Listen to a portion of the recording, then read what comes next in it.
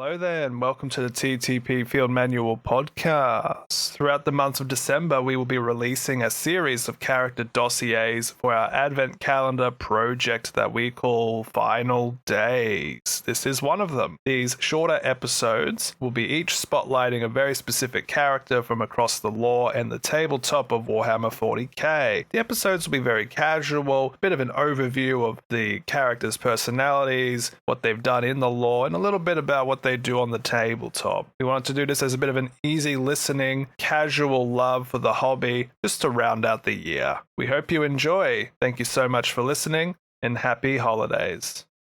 He is not many, he is one. He is the first.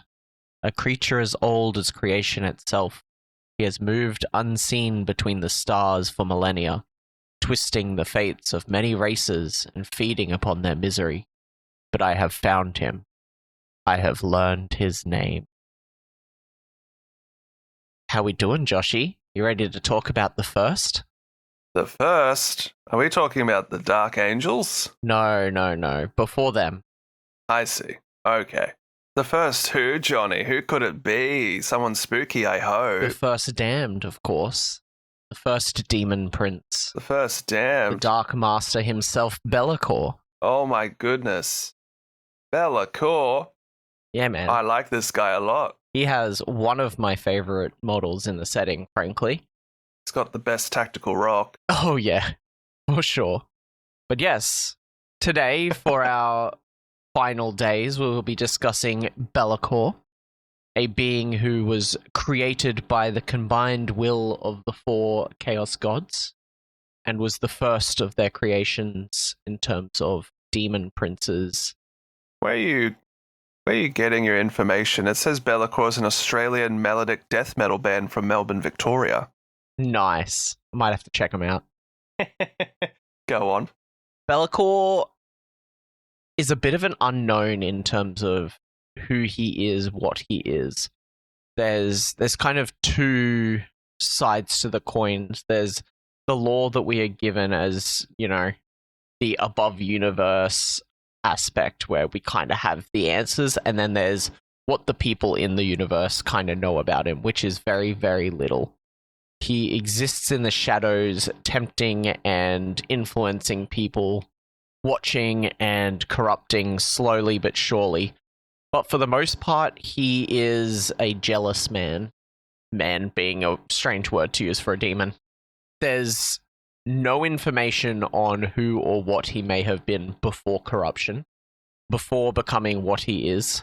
He is constantly being influenced by the four Chaos Gods, and even if he is completely unaware, is always working within their needs and desires, whether it be, killing a Nurgle demon to help Slaanesh, or something along those lines. He himself is often depicted wielding the Blade of Shadows, which is a giant, great sword-sized sword that he wields and uses his shadowy energies, I guess is the best way of doing it.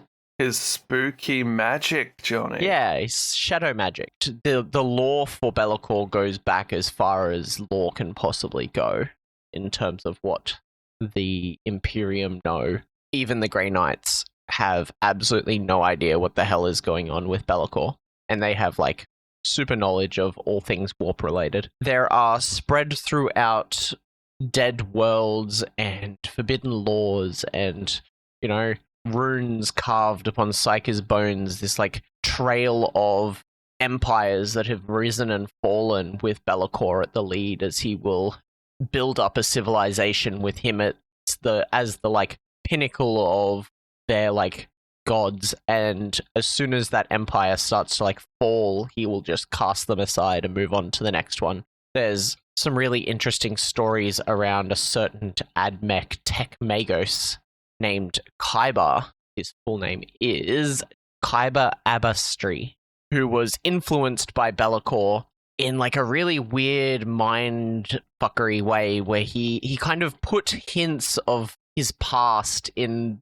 the way of Kyber, and Kyber took it hook, line, and sinker and went, searching through these dead worlds to try and find and collect lore of LAKOR and, kind of work out who he is, and that is who quoted the quote at the start of this episode. But then it was later found that Kaiba was completely influenced by LAKOR and ended up essentially just deleting LAKOR's history from the reality and obscuring the truth by removing these artifacts from the world and collecting these hidden parts of LAKOR's past, which I think is really, really interesting to see those like shadowy influence that LAKOR is just like, yeah, I'll just shove this in your way and let you clean up my mess. But in terms of the more active 40k lore, there's kind of two parts. One being Abaddon and the Black Crusades, which is very much a was it or was it not LAKOR kind of vibe, as he is quite shadowy and secretive. And then there is the more recent lore with the era Indomitus, sorry. Oh my god, I'm going to get roasted for that. And it's actually Indomitus, where he's a little bit more active and present, and you start to see more of the disciples of LAKOR and the cult of LAKOR. He doesn't seem so deep in the old lore, does he? No, and I think a big part of that is, as we have discussed previously in demon-related topics, the demons kind of exist between reality. The warp is the space between dimensions, and a lot of his old happenings were in the Age of Sigmar and fantasy universe. So a lot of his lore for 40k is a little bit more recent, as they kind of stole the character and introduced it into 40k, Yeah. There is a fairly large relation between Abaddon and LAKOR, so the rumors go. There is rumors that float around saying that LAKOR is behind a lot of the rise of Abaddon and pushing him into the different crusades and all of this in the background, kind of influencing the ebb and tide of time and space around Abaddon to kind of achieve what he is accomplishing, but we're not exactly sure why. It is said that during the Third Black Crusade, LAKOR manipulated a demon prince into aiding Abaddon in his assault on Cadia. It's also said that it was LAKOR who told Abaddon of the treachery of Drekath the Sightless, which led to the destruction of Sons of the Eye during the Sixth Black Crusade. There's a lot of these like rumors and floating around, always in his shadow kind of vibes. It is impossible to know which or why LAKOR is doing this and for which chaos god he might be working with or against. It's impossible to kind of know if LAKOR is influenced or fighting that influence. But it is definitely LAKOR who is influencing Abaddon, whether that be on behalf of the gods or in opposition of them, is yet to be seen. LAKOR was definitely a large watching component of the 13th Black Crusade, as he watched and guided Abaddon from his literal shadow. Yeah, I'm getting a very, very intriguing mental image of LAKOR being not necessarily a great player in the Chaos game, but one that's always there as the darkness to whatever light exists. In the shadow of Khorne's wars, there is LAKOR. Hidden behind Tzeentch's gaze is LAKOR. In the dark rooms of Slaanesh's palace, there is LAKOR. He's like the antithesis almost to a lot of the other chaos aspects in a way, while still being his own free agent. It just doesn't seem like they've brought him out too much. Not yet. He's a bit of a behind the curtain a little bit. He kind of gives me like older jealous brother a little bit, as a lot of what he does in the early setting is like killing someone who is in favor of the other gods. He's like, it's hard to tell if he wants to become a chaos god or if he just wants to be their favorite boy, He's Demon Prince, right? Yeah, but he's like the first Demon Prince. Like, he's their first creation. He's the one that was created by all four of them as opposed to just one. He is equally influenced by all of them, and that is why he is the purest form of Chaos Undivided. How does a Demon Prince built from 4 powers compare to, say, I don't know, who's a Demon Prince? Scarbrand. You get what I mean? Like, how does it compare? Scarbrand. Is he? No, he's a greater demon. LAKOR is well above him. Inkari, Doombreed, all the classic Bubonicus, all the classic Demon Princes. How does LAKOR compare to them? Do you know? It is said that he is much higher up the rank, is the best way of putting it. Like, there's this almost like respect level of power. He shows a lot of the influences and traits of all 4 of them in the way he acts and moves, but wanting to be a free agent as he supposes that he is, he clashes a lot with these other demon princes and often ends up just killing them because they're stealing his limelight. He's not a very nice person. Or they're turning on the light and he's like, it's so bright in here, turn it off. Yes, he needs to hide in those shadows, But like his key emotions, I guess, as demons are creatures of emotions, are definitely like hatred and jealousy. Jealousy being a big one, having been, forged from 4 warring entities. From my research, if I had to choose, jealousy is definitely the correct emotion. Like if he was going to focus on one sort of emotional aspect, that sort of darker, shadowy aspect of like our social engagements with other people, like the 7 sins kind of thing. What else is there after like Slaanesh and Khorne? Well, it's jealousy or envy. Yep. One of the emotions that isn't quite captured yet that could. When you think of like the emotions that would have the most heightened sensation in this universe, bloodthirst and all of the traits that the 4 chaos demons embody.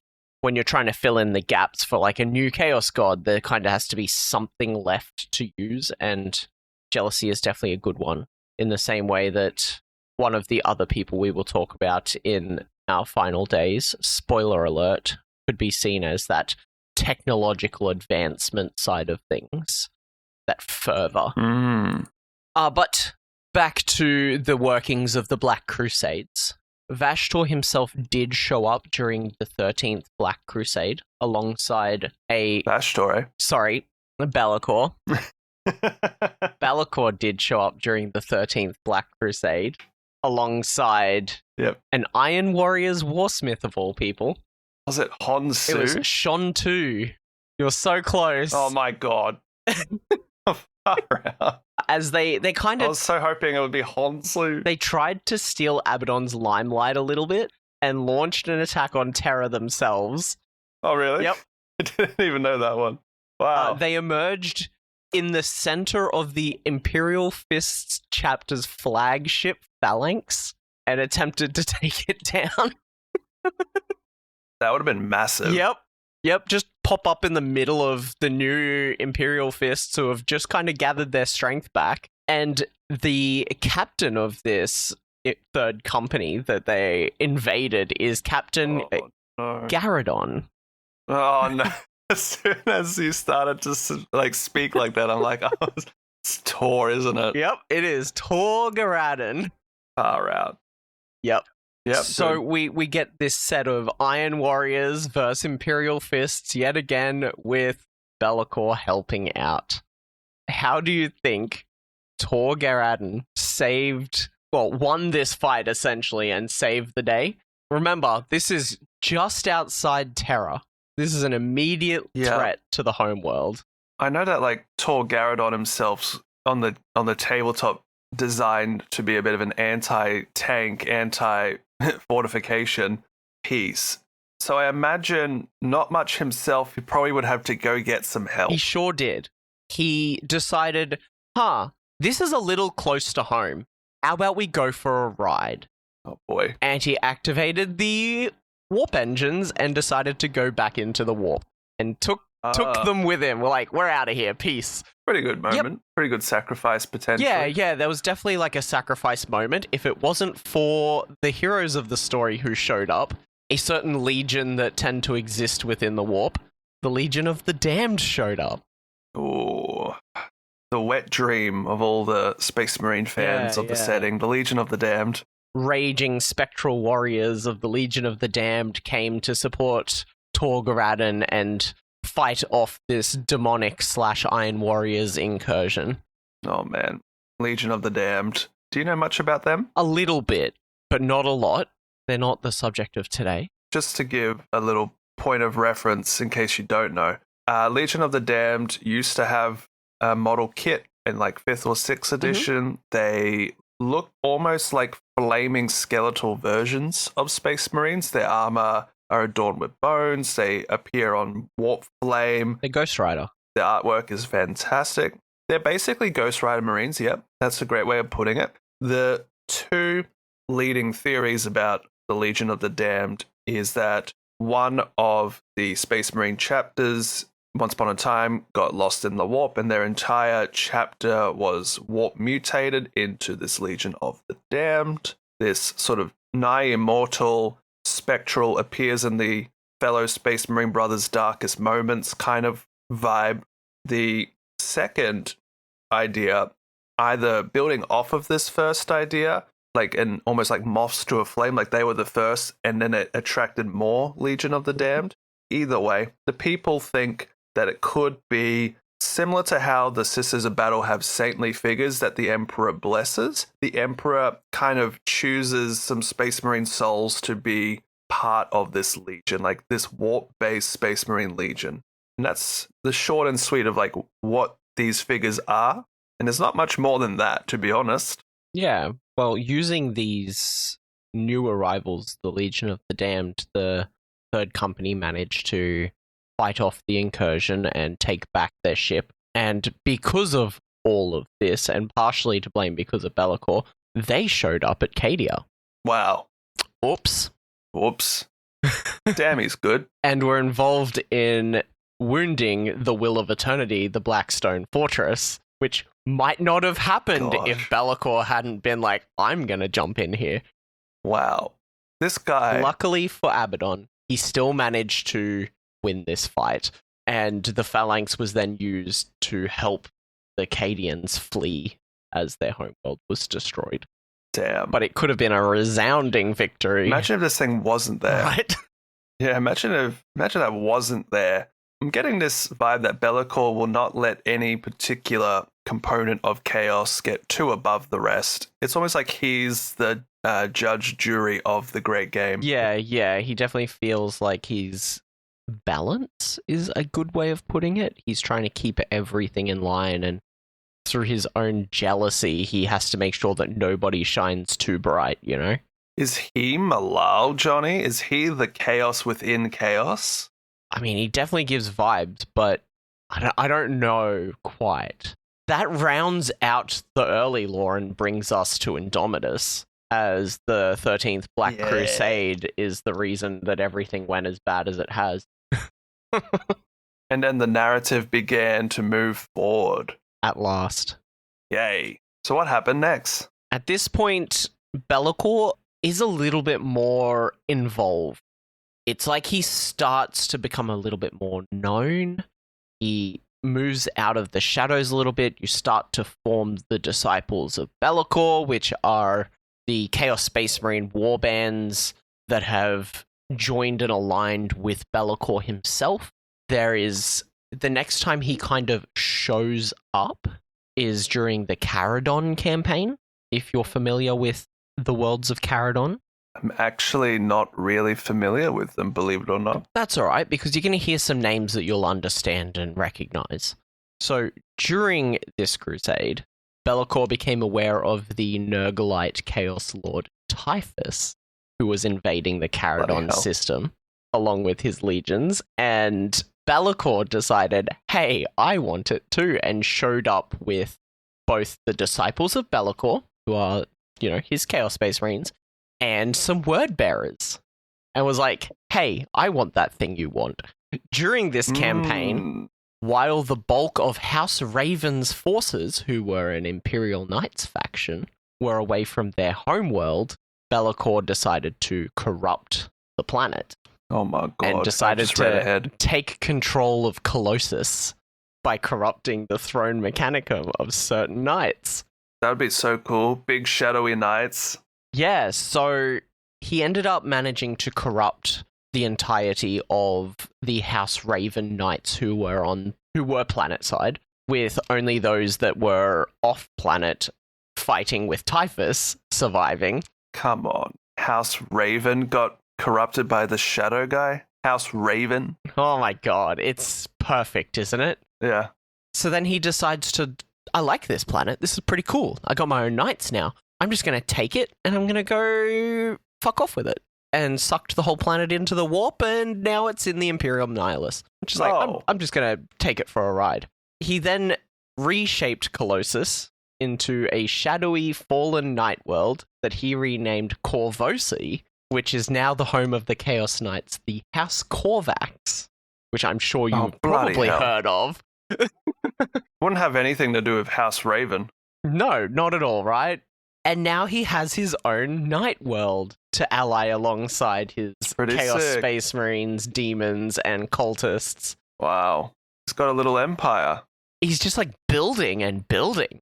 And that's the most recent thing we know of in terms of LAKOR. And the real question is, why? What is he doing? What is he actually attempting to accomplish? Or is he just, as you said, like judge, jury, and the balance of chaos? Or the chaos in chaos? Judge, jury, executioner. That's LAKOR in a nutshell. He's this shadowy, jealous creature that always has to be both in the limelight and knock everyone else down a peg because he's better than everyone else.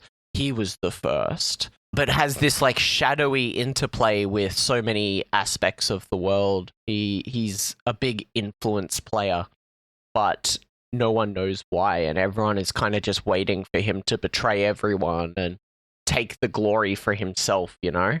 Yeah, he definitely does more of that behavior in a conflict that will be talked about in another final day, hey? Sure will. We got a lot of interconnection between this year's final days, whereas last year it was kind of, what do we think is cool?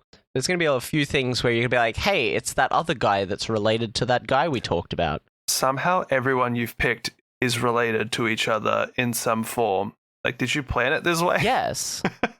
Damn, dude. You're LAKOR. You're LAKOR. Yeah, man. You're him. Yet amidst the darkness blazes fierce new light, for a battle group of the Indomitus Crusaders come at last in answer to the region's cries for aid, one led by Abbess Sanctora Morvenval herself. Perfect. Damn straight. We've got shadowy knights for you. We've got Typhus and Nurgle for Zaki. We've got Morvenval for me. We should go back to 9th and play Warzone Caradon, mate. Hey, we'll just adapt it as our Crusade supplement, right? Yeah, sure. We'll run it through ourselves. The Orcs, are they there? The World Eaters, are they there? I don't know. Can we make the Dark Angels show up? Ooh, I've been skimming a little bit of the old world and fantasy setting lore for LAKOR, and it's chonk. I thought there would not be so much chonk compared to like 40k. You know, there's not much in 40k, so I was expecting maybe not much in fantasy as well, but there's that was his home originally. Yeah. Yeah, and he's still a big player in the world of Age of Sigmar, being one of the top dogs for the Chaos Undivided faction. So no, he's definitely a much bigger character, and goddamn, his old model, it's a little janky, but this new one is so pretty. Yeah, he really leans in the fantasy setting to being what's known as the Herald of Conquerors. Yep. Epithet. He himself is often boosted up by the chaos leaders and forces only to meet with some sort of failure that sets him back because he can't get too uppity, but then he'll also infiltrate and destabilize other empires besides chaos ones, and that's like his whole shtick, to the point where he's almost like a folk tale, like, LAKOR is the one that will undo us type of deal. But I did find one pretty neato little quote when LAKOR greets Archaon, if you'd like to hear it. Go on. I'm always here for quotes. You think you are the first to bear such dark honors? You are a nothing, born of nothing, the hollow fruit of an empty womb. All that you are, I put in there, but think not that I afford you any affection for that. My half-breeds roam the world. Thousands more serve me, not in flesh, but in deed. They carry my mark. They live for my favour. They know their place. They do not carp and question. They serve the darkness of this world through the darkness they find in themselves. They serve their father in shadow, the darkness that is LAKOR. Beautiful, right? That's a pretty gnarly quote. Yeah, demons have some cool quotes. Yeah. Tabletop reflections, Jonny? Or nah? Dude is real good on the tabletop as well. Even currently, we are playing through a crusade, and I am running the Shadow Legions of LAKOR. And frankly, wow, I had to remove him from play for a little bit because he was just eating up so much experience from other people that I would have just fallen so far behind because he would just walk through people's backlines. He definitely has these abilities that focus very much on like his shadowy ways, whether it be like dealing out battle shock tests and like draining people of their health, or obscuring him and his allies so that it's harder for them to be hit. You know, like that sword is brutal when it gets in. The only problem is he's such a big model. Hiding this guy is near on impossible. Wow. But no, I'm a big fan of him on the tabletop. Very fun. Yeah, he's got his own sort of detachment as well, the Shadow Legion detachment as well, which brings in these allies of Chaos Space Marines with his demons, and I guess technically you could also add in a knight, Jonny. I mean, I sure did. You sure did. House Korvax, yeah? Sure. I'd have to I could paint it that way, I'm sure. Yeah. In the fantasy game, Age of Sigmar, currently 4th edition, LAKOR also has a data sheet. He is there. He's part of the Slaves to Darkness, the fantasy Chaos Space Marines equivalent. He himself has a little sub-faction of like the Shadowy Legions as well, where he's got his own sort of vibe going on. He even has his own like champion, the Mounted Knight Eternus, Blade of the First Prince, wink wink. He's got some very cool stuff going on. A lot of his abilities revolves around like modifiers. So like he can, as a passive effect, ignore modifiers to saving rolls for himself. Yep. If you want. He can choose a couple of his nearby units to gain the Strike First keyword, which is pretty good on a 4-up. And then he can also pick an enemy hero in their phase, and anytime they do an ability on a 3+, you can just stop that ability from actually occurring. Imagine doing that in 40k. That'd be silly. Yeah, and then his magic or his spell that he can cast in his hero phase is basically like suppression. So what he targets is -1 to their hit rolls, but his target also cannot score critical hits. So for example, LAKOR's own sword, the Blade of Shadows, has a keyword crit auto wound. So if you roll a crit on the hit, it automatically wounds. If his target with Enfeebled Foe, if they had such an effect, no, they don't. So a lot of cool little things he can do. This guy is pretty sick. Yes, I really enjoy him. He looks fantastic. He's not as big of a model as, say, like a Bloodthirster, though, eh? He's definitely a little smaller. Demon Prince size. He just looks intimidating because he's got his wings so wide. They are some big wings. How do you feel about painting him up? Currently, you possess my airbrush, but he will be airbrushed. Yeah, that's fair. I am a little intimidated, but not hugely, because I have painted a couple of regular Demon Princes, so I kind of have an idea of the process, and he doesn't have a lot of overlapping parts, so there's no trying to get behind a sword because it's across their chest or anything like that. Like he's pretty wide-stanced, so it shouldn't be too hard a model to actually paint well. I just have to decide which faction the Space Marine's going to be from. That was going to be my follow-up question. Maybe it's finally time for me to paint a Smurf. It's an Imperial Fist, right? I'll go get the new Garadon model. Well, Garadon's actually been out for a little bit. Oh, he's been out for a while. Lysander's the new fella. Guy. They're all yellow boys. They're all the same. They're all yellow. All right, Jonny, is that all we have for a LAKOR brief today? That's LAKOR. Nice and quick and short. That's the plan with these. Just a quick little lore bite to get us Excellent. caught up on what's going on and who's in this universe. Yeah, it looks like LAKOR will do more as time goes on. Even his most recent conflict will be touched upon in a different character's episode. Stay tuned. Sure will. All right. Peace out, everyone. We'll see you in a couple of days. The next one. Brilliant. Thanks, Johnny. Hey, thank you so much for listening. If you enjoyed this episode, there's plenty more on the way, so stay tuned. If you can, it would mean a lot to us if you could share this with friends, people you know will probably enjoy the episodes that we're putting out. If you are enjoying the Field Manual podcast, if you've been really enjoying these episodes and want to share your thoughts with us, maybe have some ideas about what you'd like us to cover next, jump onto our Discord. There'll be a link in the bio of this episode. It's a fun little community we're hoping to grow, where people can come in, share their work in progress photos, have a chat about the hobbies, chat with us, we'll chat with you. We chat about our upcoming book clubs and things of that nature. Love to see you there. Thank you very much.